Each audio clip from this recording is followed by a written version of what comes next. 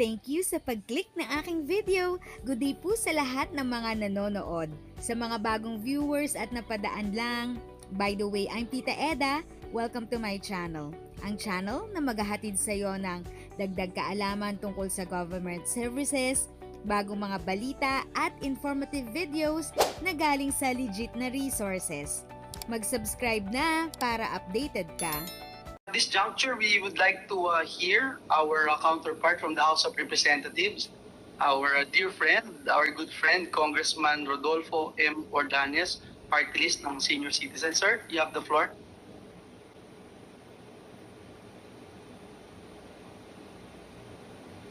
Thank you very much po. To Senator Laila de Lima, our chairperson of the Senate Committee on Social Justice, Welfare, and Rural Development. Presiding Officer, Senator Joel Villanueva. To our chairperson of the Senate Committee on Finance, Senator Sani Angara. Our equally competent senators present here in this August chamber today. Good morning, Your Honors. It is my great pleasure to be virtually present in front of you today in behalf of the House of Representatives Special Committee on Senior Citizens. This legislative measure on increasing the social pension of indigent senior citizens can be our landmark contribution this 18th Congress, which may leave a lasting legacy to our elderly and their families to assist them and help augment their cost of daily subsistence and medical needs. Senior citizens are one of the most economically vulnerable demographic in the country. According to studies, our senior citizens become more economically vulnerable as they age, since they are less likely to find employment while their medical expenses continue to pile up due to sickness, disability, or increasing family responsibilities.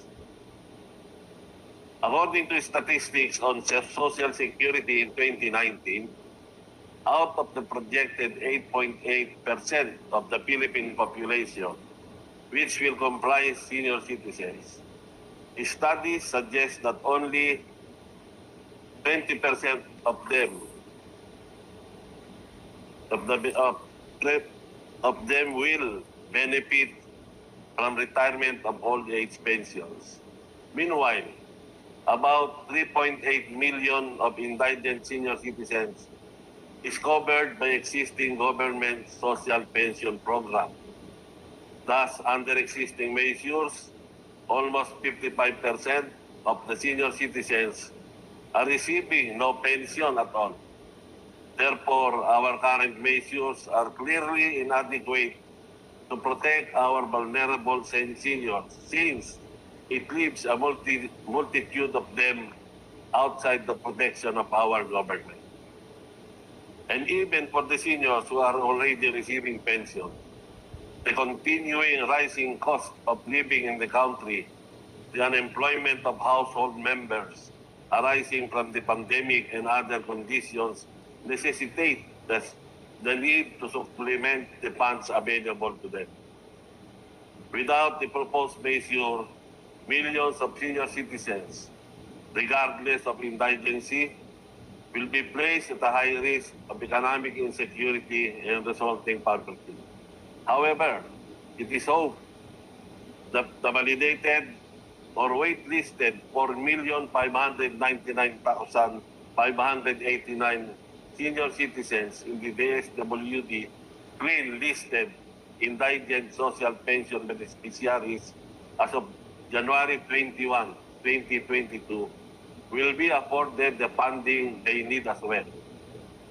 The plight of our seniors ran contrary to the 1987 Constitution, which mandates the state has a duty to care for its elderly members through programs of Social Security and its policy under existing laws, which emphasizes its obligation to reaffirm the valued Filipino tradition of caring for the elderly and foster their capacity to attain more meaningful and productive aging.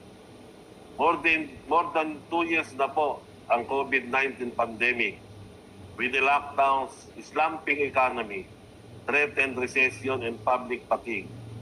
It is only but fitting that the authors and co-authors of these 28 consolidated bills in the House of Representatives stand firmly on the belief that older persons have the unconditional right to income security. Thus, social pension is the most effective way to provide dignity to older persons.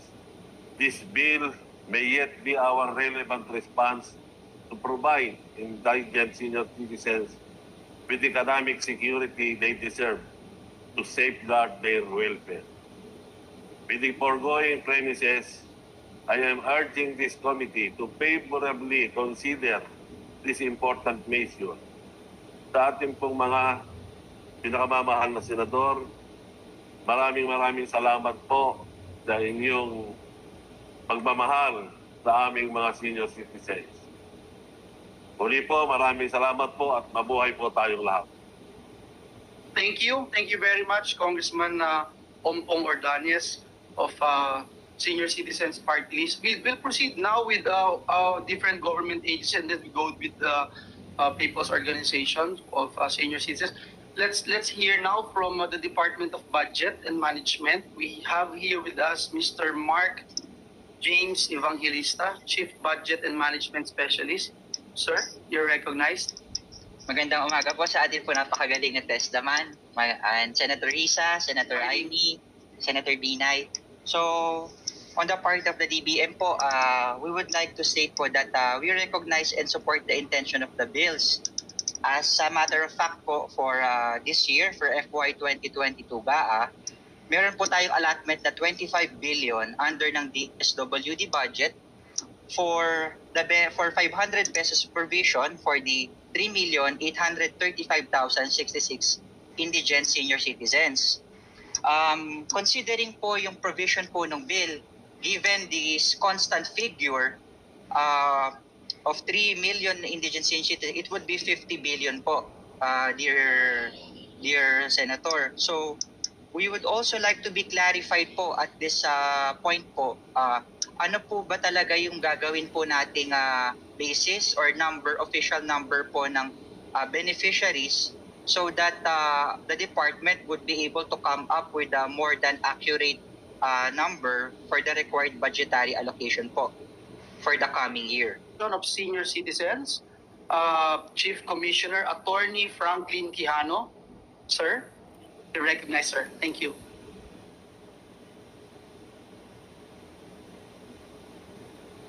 Sir, you are in a mute mode. If you can unmute your computer. Thank you. Yes, we can hear you now. Thank you. Please proceed. Senator Villanueva, Senator Laila de Lima, Senator Risa Ontiveros, and Amy Marcos. Also, good morning to Kong Ompong, was been very diligent in the works for the senior citizens. Your Honors, offhand, we would like to thank the legislative branch, Senate and Congress, for passing Republic Act 11350. The law in itself is landmark because for the first time, this government has recognized the senior citizens as a sector such that we need to give full attention to the senior citizens, both in its contribution to nation building and in the welfare of the senior citizens. Having said that, we would like to also thank our executive branch for appointing already 5 commissioners. There are 4 commissioners plus the chairperson, Your Honors, this representation. So we already have a representative from Luzon, a representative from Visayas, and 2 representatives from Mindanao. The National Commission of Senior Citizens, Your Honor, have already accomplished its basic works of building the implementing rules and regulations. It has been provided by DBM, the basic numbers for organizing the national office and the regional office. And of course, we would like to thank Senate and Congress for providing us the budget. In the first year of our operation, Your Honors, even if it was not part of the NEP, the legislative branch has provided us 25 million. Thank you for providing us 25 million for a start. And right now, in 2022, we are being provided 170 million. With this, Your Honors, we would like to answer the question of the chairperson, Senator Villanueva, of our readiness to accept the functions that need to be transferred from the SWD to NCSC.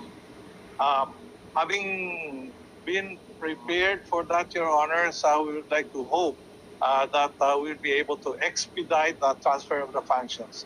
Now, as regards the different proposals, Your Honors, we are very happy that for every invitation at the lower house, we were present and would like to appreciate the efforts of Kong Ompong Ordanes for proposing a universal pension for the senior citizens.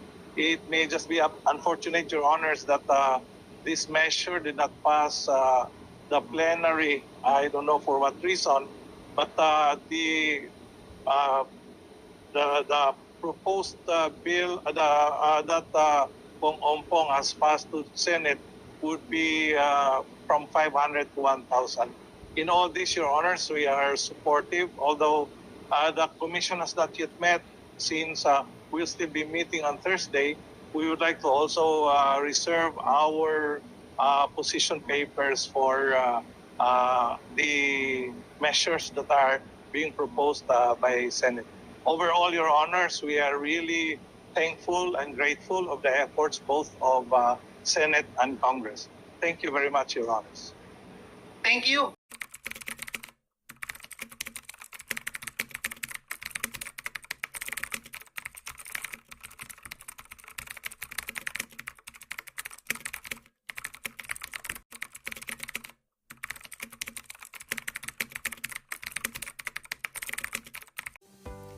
So ayan mga guys, if you find this video very helpful at nagustuhan mo itong video, please like, share, comment, and subscribe to my channel and click the notification bell para updated kayo sa lahat ng videos na aking i-upload.